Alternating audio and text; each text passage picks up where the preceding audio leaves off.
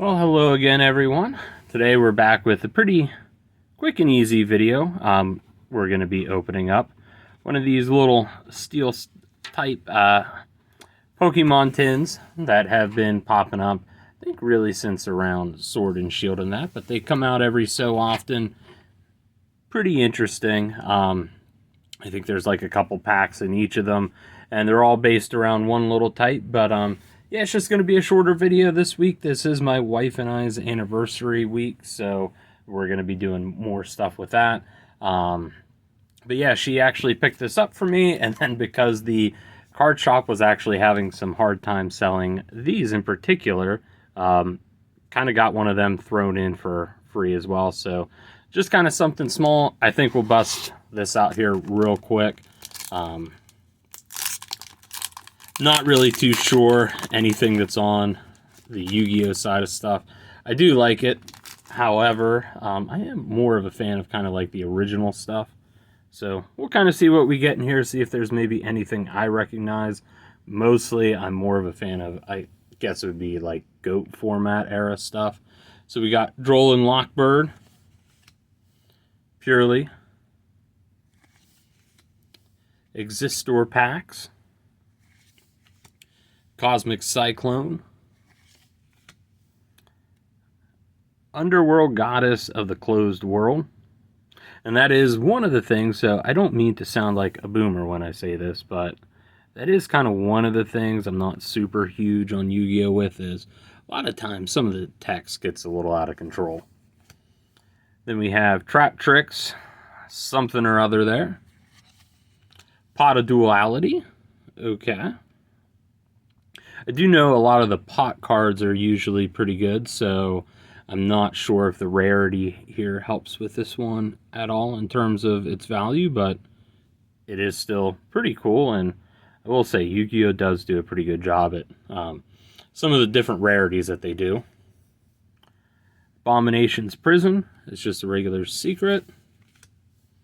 Fantastical Dragon Phantasma or something, and yep, that's the last card. So I'll have to take a look into that. I do know, like I said, a lot of these pot cards do tend to be they are pretty good in the actual game. Pot of Greed was an insanely good card whenever it first came out. So good, in fact, that a lot of the pot cards since, they've pretty much all had, or they would all come with some pretty big drawbacks. So yeah, so excavate the top 3 cards of your deck, add one of them to your hand. Also, after that, shuffle the rest back into your deck. You can only activate 1 Pot of Duality per turn. You cannot special summon during the turn you activated this card. So may not seem like much, but with where Yu-Gi-Oh is kind of currently at, special summoning is a pretty big thing. So you know, playing that card and then limiting further special summons would definitely be a pretty big drawback. But now on to the main event here, our little steel type tin.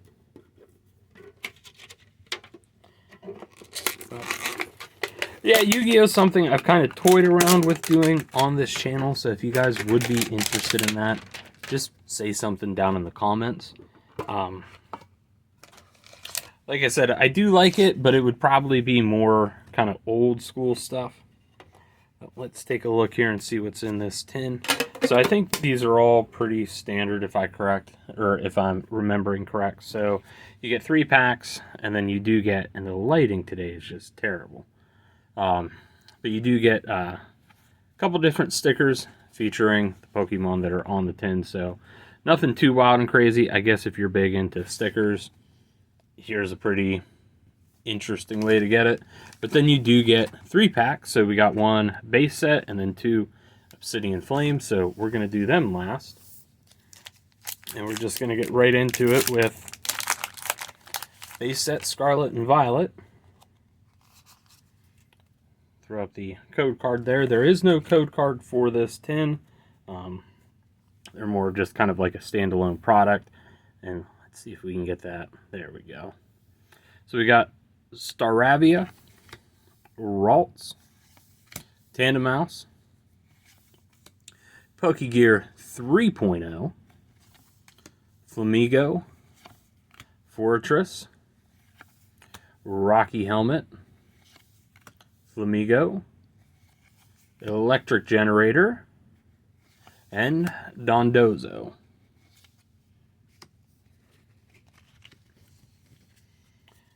Then we'll get right into the meat of it here. So start off with our little Dragonite pack here real quick.